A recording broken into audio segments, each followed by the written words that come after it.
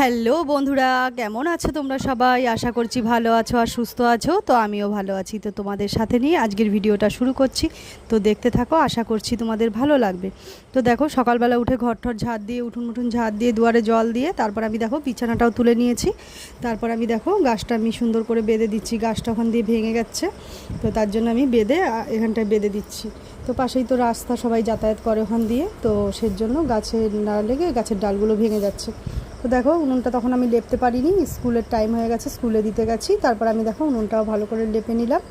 তো তারপর দেখো আমি এই কাঠগুলো ভেজা, সেই কাঠগুলো আমি রোদে দিয়ে নিচ্ছি। তো কাঠগুলো শুকাতে দিয়ে তারপর আমি চলে গেলাম, বাসি কাপড় ছেড়ে চলে এসেছি।